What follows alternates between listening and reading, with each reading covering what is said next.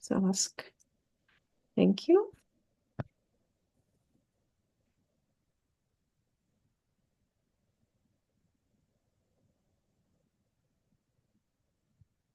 So thanks, Ryan, for sharing. Thanks to the team for preparing this webinar, and thanks to all our lovely attendees for being here today. And thank you for your interest in our Cascading Grants.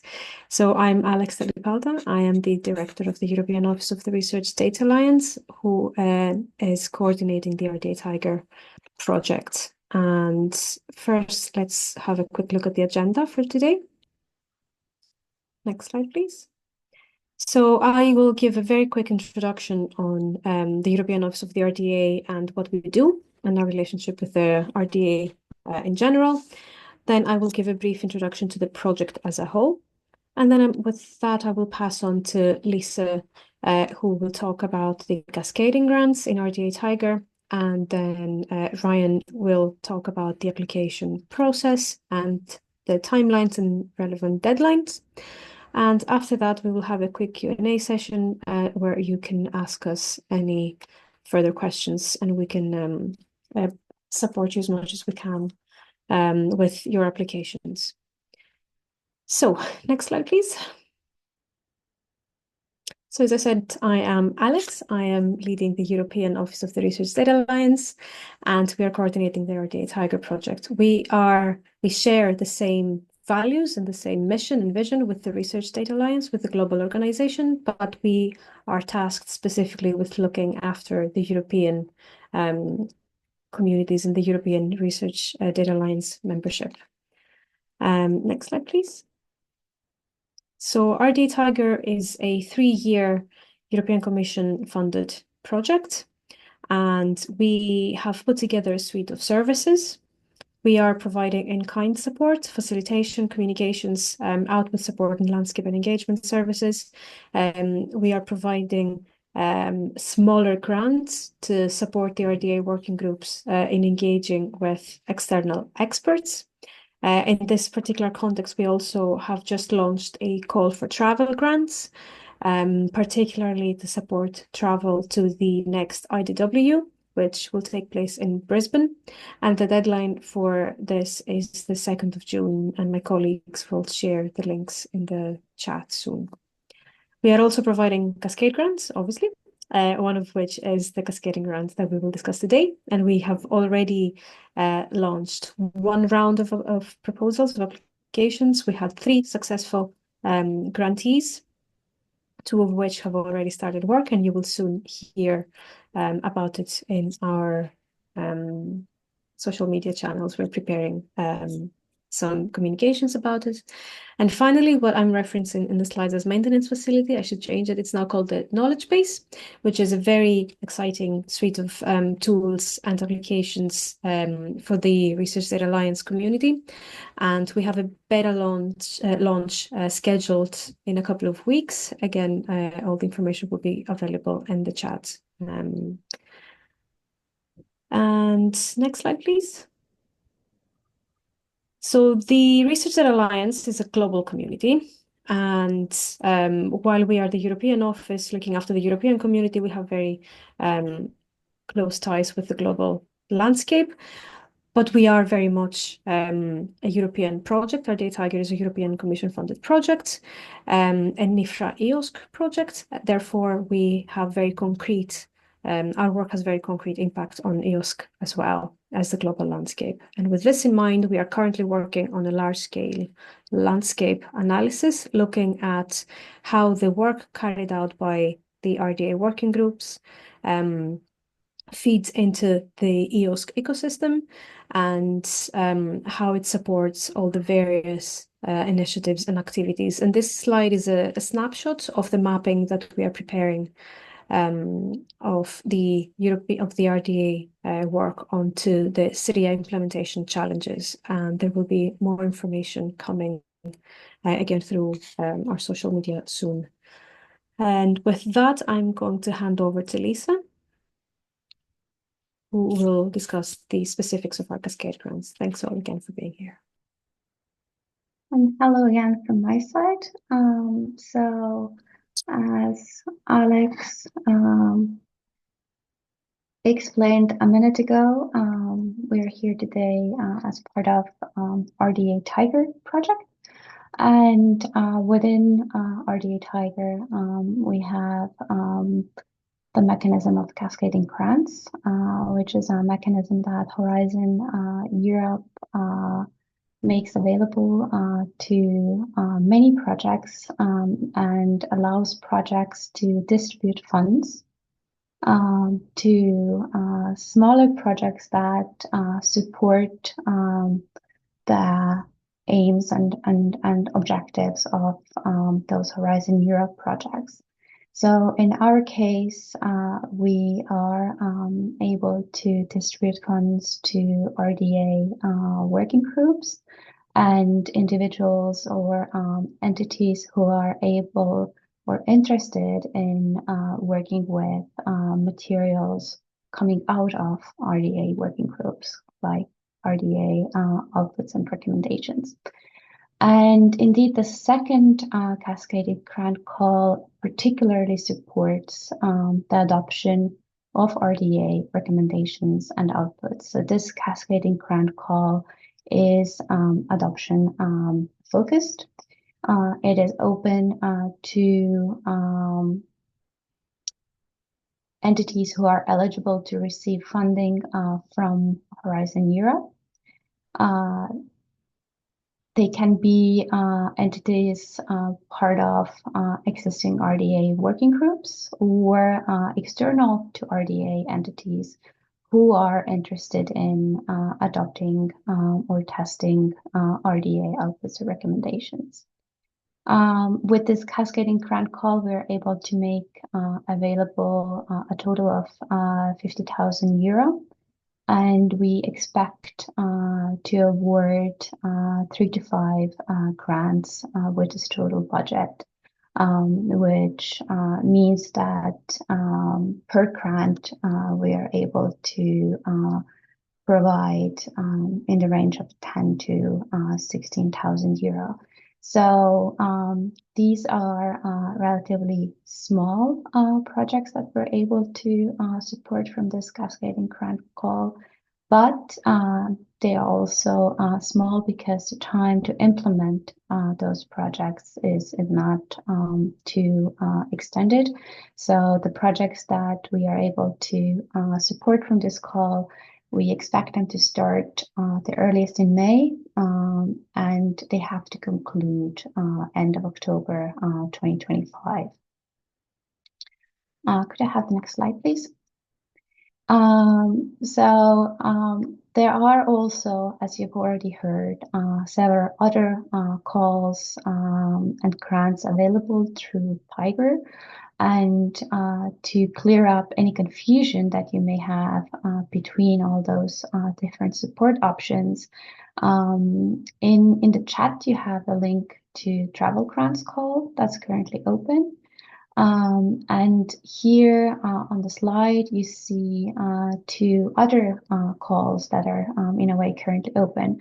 The first one is the second Cascading Grant call, which is the webinar is focusing on, which, as I said before, is open to RDA working groups and any entities who want to adopt RDA outputs with a total budget of up 50,000 euro and with a deadline on April 27th. So here we're supporting discrete standalone projects that fit the scope of the call.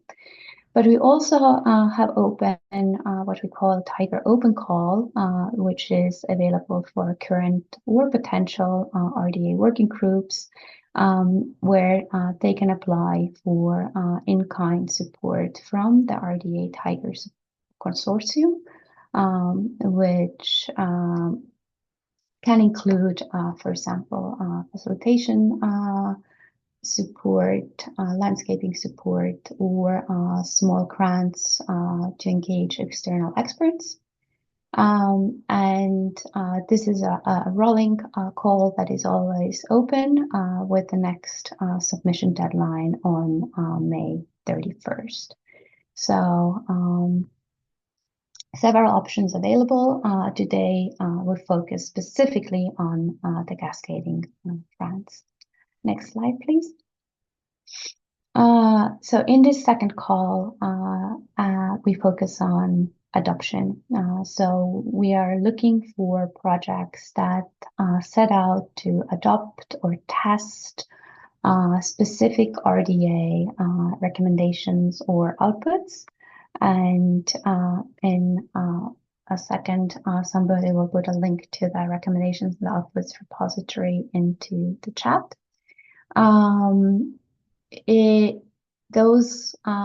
This adoption can also mean, for example, small-scale technical development or tools development that supports the adoption of RDA recommendations or outputs.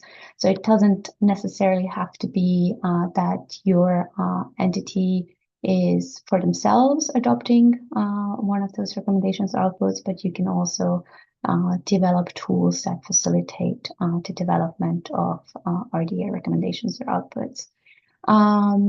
Also, projects using RDA recommendations or outputs for developing interoperability solutions in the broader context of EOSC are welcome in this call because RDA TIGER is one of the EOSC relevant suite of projects. So our project is also contributing to the building of EOSC, and you can help us do that by, for example, proposing a project around this.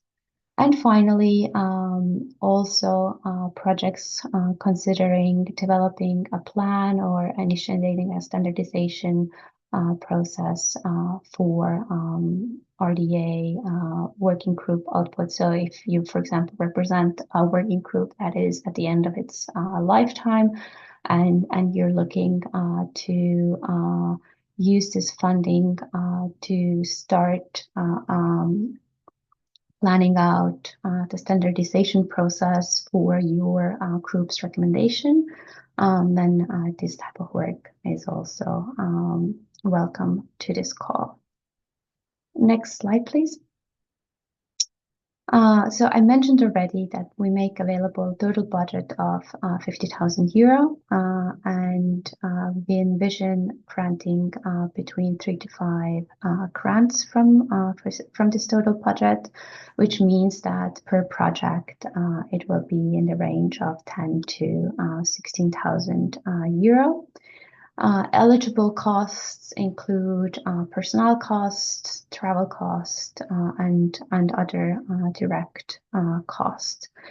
So cost categories that are supported by Horizon Europe funding. Next slide, please. And with this, I'm actually handing over to Ryan to take you through the application process. And any questions about potential projects, budgets, and so on, we can get back to them in the Q&A. Thank you. Thanks, Lisa. Thanks, Alex. Yeah, so my name is Ryan O'Connor, and I'm going to run briefly through just the application process, basically the practical steps to uploading the application. It's pretty straightforward, but it's always good to just see it in practice. So as I said, my name is Ryan O'Connor. I'm working on the RDA TIGER project. I'm the senior facilitator for the project. So I'm working mainly with the 20 plus groups we provide in-kind support to. But yeah, as I said, now I'll run briefly through the application process. I will just preface this before I start the demonstration. So we are using a platform to kind of upload the final version. Once you've completed your application, Word doc, you'll be provided with a link to upload the final version of that form. That platform that we're using at the moment, I think it's having some sort of technical issues, but that's the very final step. The step leading up to that will work. So that final step in the demonstration probably won't work as intended, but it gives you the idea. So as I said, the application process is a kind of brief 3-step process. So I'll show you on screen now in a minute. You'll be on and my colleagues can put a link into the chat. So you just go to the the Cascade Grant page on the RDA website. You can download and complete the application form. As I said, that's a Word doc with a kind of control fields. There is then a separate, very short online form. You're basically just asked to give your name, your email address, and the name of the application. And then once you've completed this, you'll be prompted. You'll be sent given a link to upload the completed application form. So what I'll do, rather than just explaining it like that, I will try to show it on, demonstrate it practically. So I'll just escape from sharing the screen. No, that's the next slide. There we go. Cool. Okay, so that is the website. Yeah, perfect. Right, so this is the page you'll be going to. So this is the Cascade Grant adoption, Cascade Grant call for adoption grants. As Lisa was saying, they apply by the 27th of April. So essentially, where you hear as the big button that says apply now, this will link to a Word doc. So you can just hit apply now, and then we'll download a Word doc like this. We'll open this one up. I will open it up and run you through the form. I'll just open it in the Word doc. I need to share my screen separately. 1 second. Microsoft Word. I'll be sharing that. Here we go. So this is the form that we'll download. So essentially, just the section A will just ask for general information, and also just a brief 3,000 character description of your involvement with RDA, if any. Then in section 2, we'll be asked for a brief an abstract of your proposed activity of the project they're proposing, including the kind of the overall purpose and the planned outputs of that project. Then the next section then is on excellence. So you'll be asked to complete, there's A, B, C, 3 sections here. So you're essentially asked to complete 1, 2, or 3 of these sections to just to outline how your project aligns with either open science principles, with RDA strategic plan, or with the overall goals of the EOSC. If your project specifically applies to just one of these areas, that's fine. You can just complete that. You're not docked marks for completing only one section or added extra marks for completing more. We weight that and we take that into account. So yeah, as I said, you just complete to one or more of these categories, whichever is relevant to you. The next section then is on impact, and we ask you to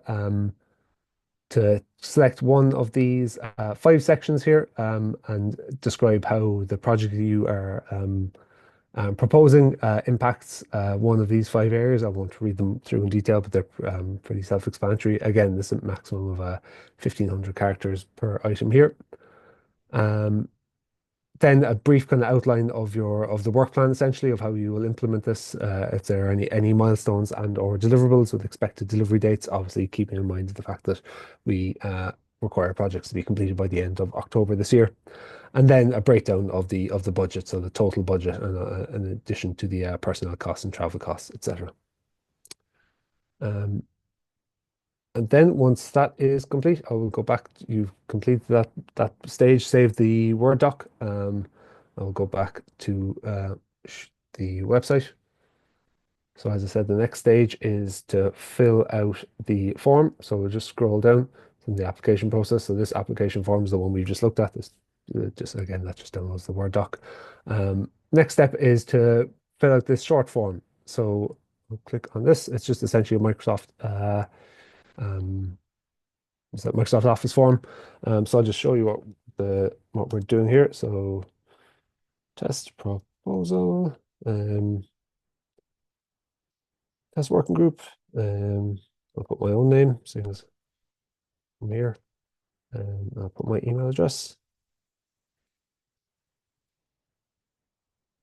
And essentially, when you submit this, you will be given this B2 drop link. So essentially, you'll just click on this, and you can upload the form here, similar to what you do with like Google Docs or something like that. You can click and drag or select from your documents. As I said, there was an issue with this B2 drop link earlier today. I will click on it now with the proviso that that issue mightn't be resolved yet, but we're working on that at the moment. That'll be resolved ASAP.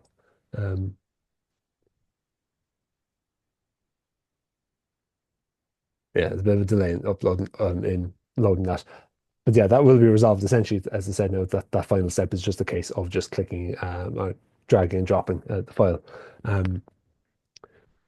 Yeah, so I'll go back to the slides. So that is the process. I'll just give a brief outline of the what we're looking at around the evaluation. So we do have a standing selection committee run by the RDA Tiger project. So that is a mixture of people who were involved within RDA, people who were involved within the RDA Tiger consortium, and also external experts who meet to discuss the applications for both the open calls and the Cascade grants and all the other various different other external activities we do. So that selection committee will be meeting obviously after the end of this after the deadline for this. So we are aiming to have the so the notifications issued by the week of the 12th of March. So the second that's the second week, sorry, May, not March. The second week of May, we'll get our responses to people whether or not they've been successful. And yeah, we have on screen here as well the kind of criteria and how these criteria are weighted. So as I showed on the form there, we have three kind of main sections: the excellence, impact, and implementation. And these are all weighed similarly. So, but there's obviously a slight more of a weighting on the impact section as opposed to the excellence and implementation. Yeah, and I think going on to the next slide. Yeah, so this is the section of the presentation now where we're just opening up to the floor. If you have any questions, I'll stop sharing now and I'll go to the chat because I see there's a bit of activity. So if you have any questions on the application form itself, please put them into the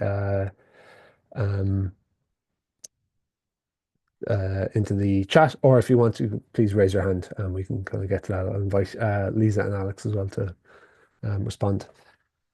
I see just the first question here I see is from Isabel on the character limit. That as far as I know, that does include spaces. The text boxes themselves aren't limited. They won't kind of cut you off from entering the text there, but we will take that into account when we're coming to the evaluation. But that does include spaces.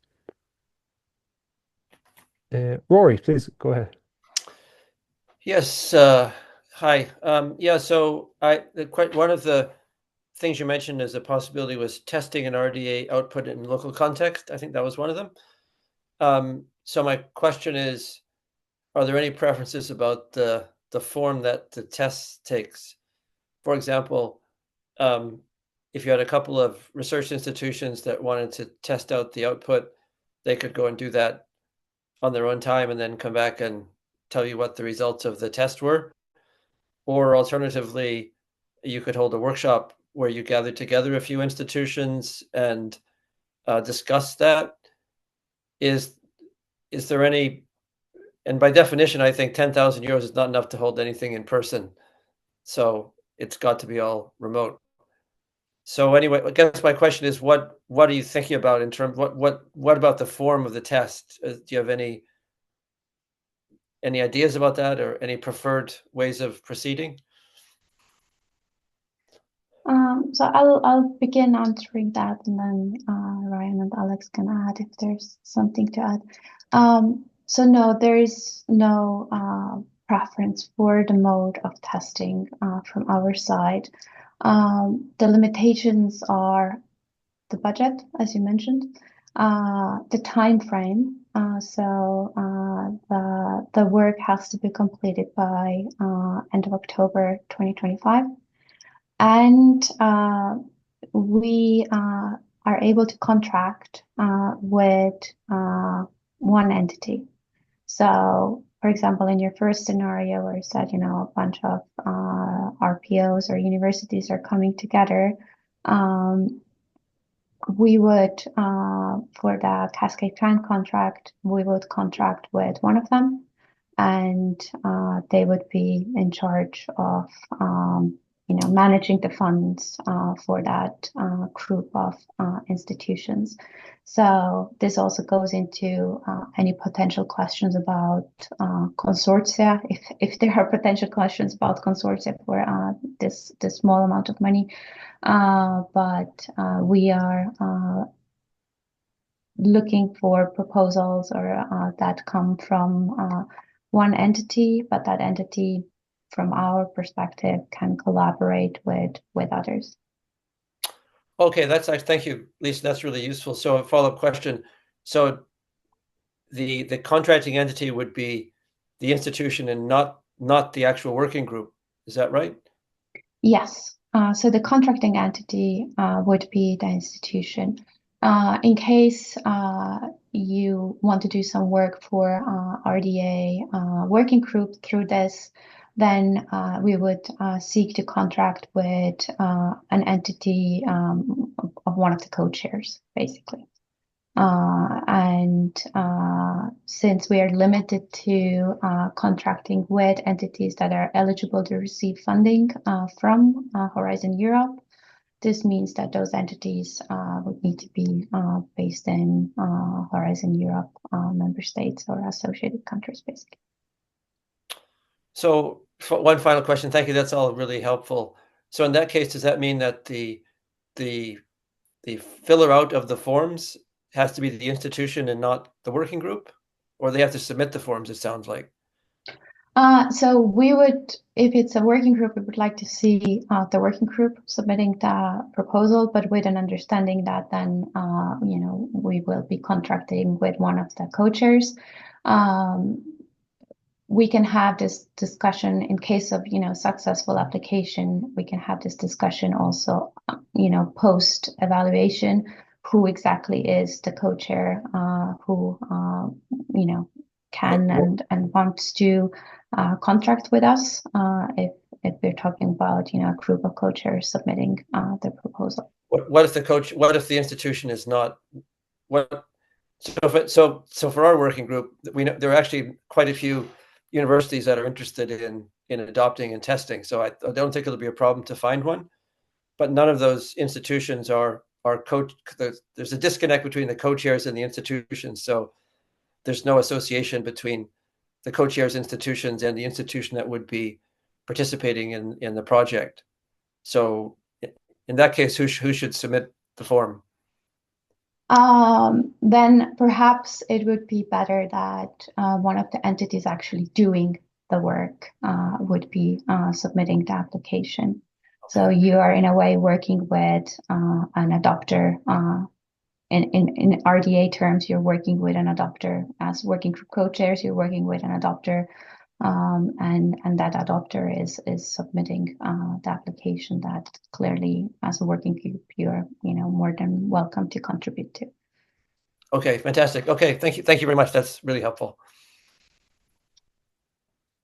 Thanks, Rory. So there's a few questions here coming in the chat, but again, as I said, please feel free to raise your hands or unmute if you do have questions.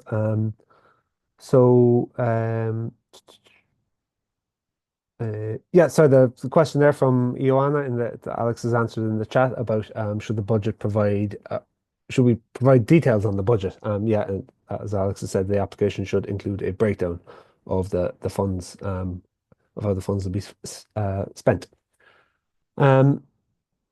Michelle asks, is there any flexibility with the end date? That there's a national event at the start of November that would be the most logical and efficient venue to test the output. I put that question to Lisa and Alex. I don't think there's much flexibility on the end date, if any. The reason that we're proposing the end of October is that the RDA Tiger project itself is ending at the end of December. We need time to process those costs and make sure we have everything done from a kind of administrative accounting perspective. Alex, you obviously have more of a handle on this. That's exactly it, Ryan, because the project ends in December and the obligations need to be concluded by then, both for ourselves and for the awardees, because we understand that institutions have administrative processes and deadlines. To be on the safe side, we have set the deadlines as we have. So just maybe we can ask for a bit of a follow-up. So if the event where the testing would take place would be the start of November, would that mean that you would have all your reporting ready by mid-November, or would you? It would make things a little bit tight, but say, would you need then by the end of until the end of December? Like, what would be your ideal time frame, Michelle? Sorry, I'll pop on the mic altogether.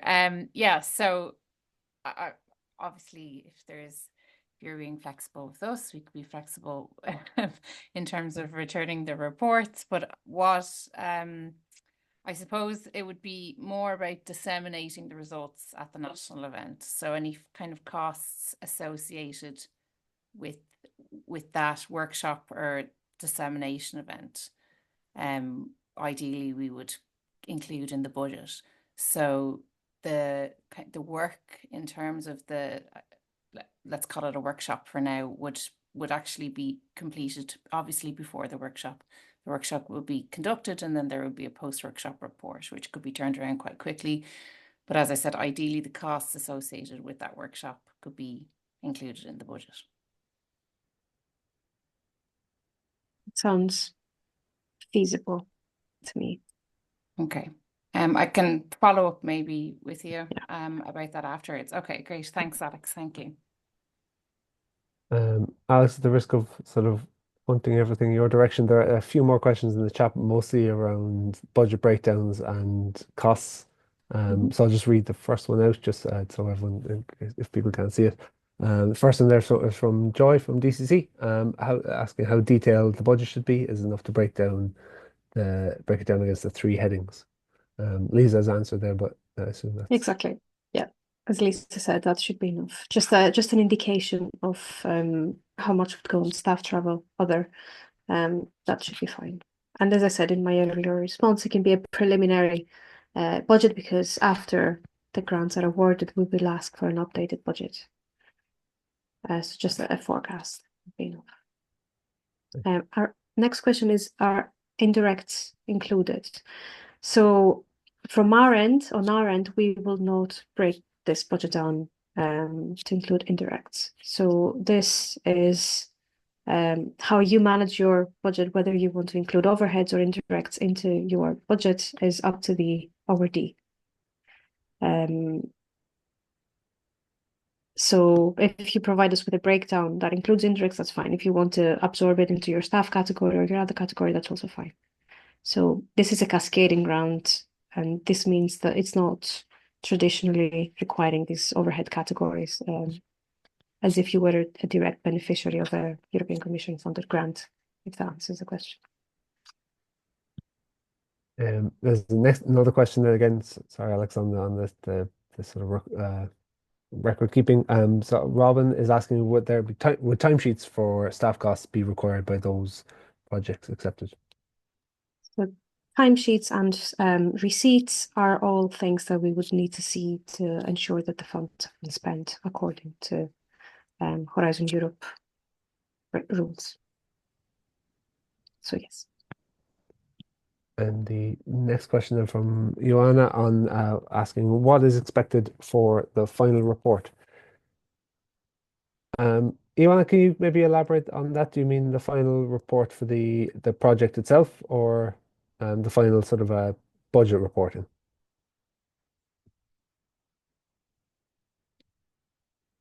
For your individual project.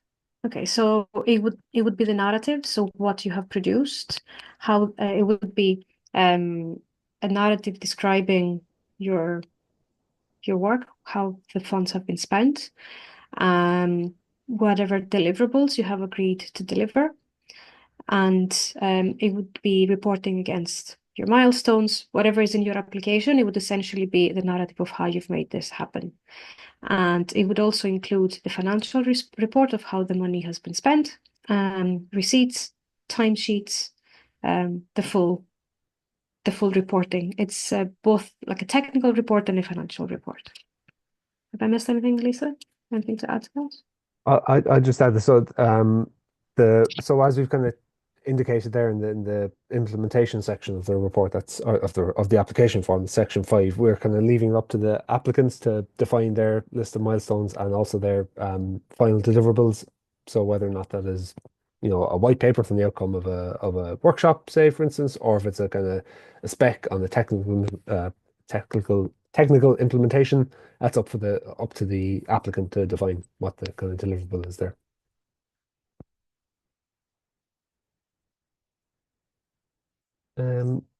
Is there or are there any other questions from anybody? As I said, now feel free to add them to the chat, or if you want to unmute your mic or raise your hand, please feel free.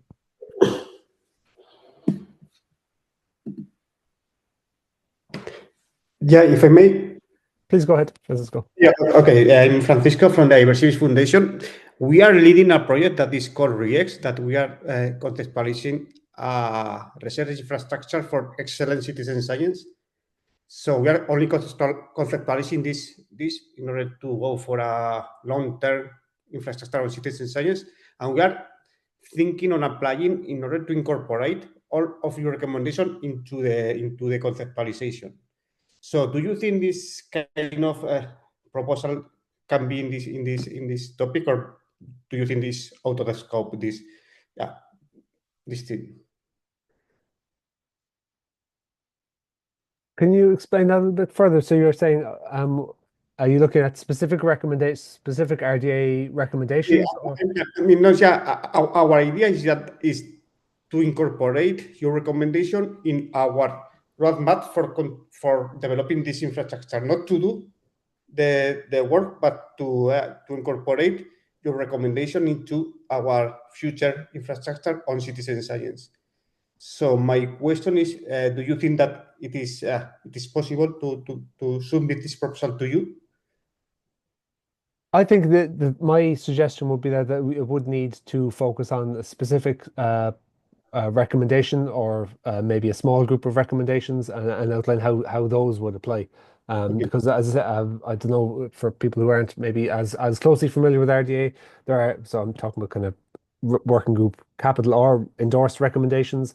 There is quite a lot. I don't know the number off the top of my head. I think it's close to 3 figures.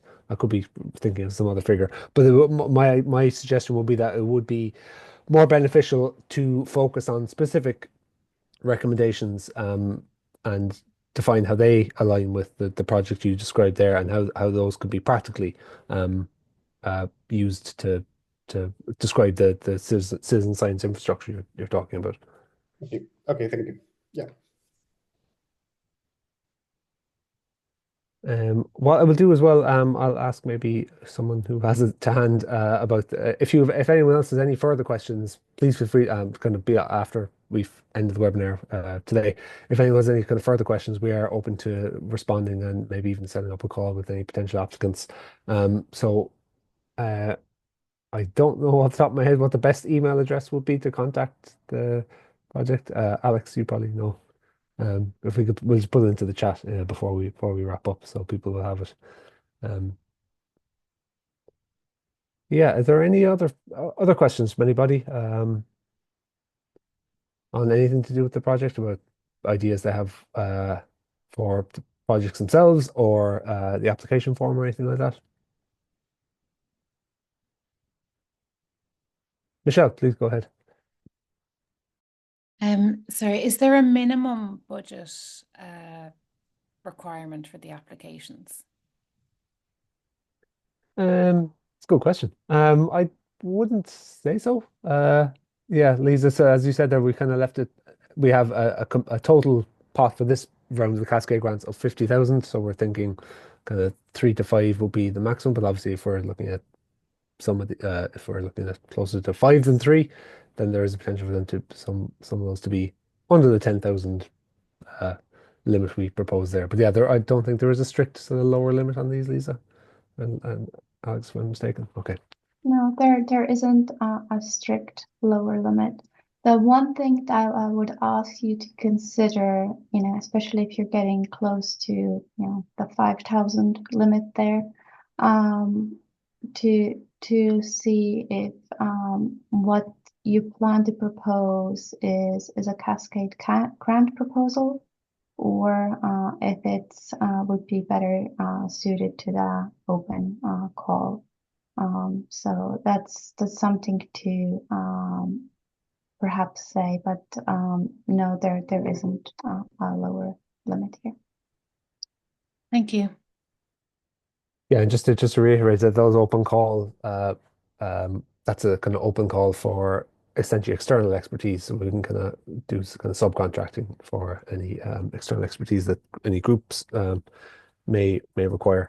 I'll also add, this is something we probably should have added. Maybe it's kind of evident so reading between the lines, but people are free to submit to an open call or to the Cascade grants, and to kind of, if you've submitted previously, you're free to resubmit. There's no kind of limitation on kind of number of applications you can make. We're open to kind of repeat submissions. If it was the case that you've applied, say, to the first round of Cascade Grant, you weren't successful, you are absolutely free to apply to the second round as well.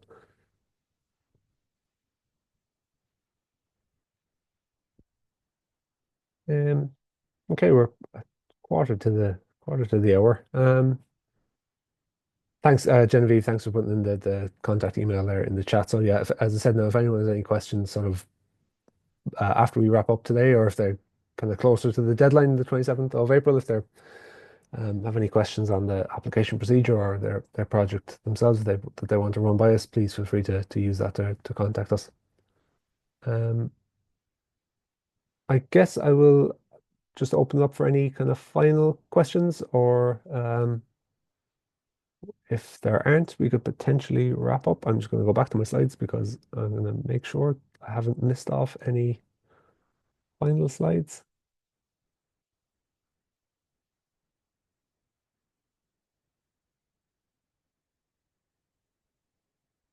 Oh, no more questions.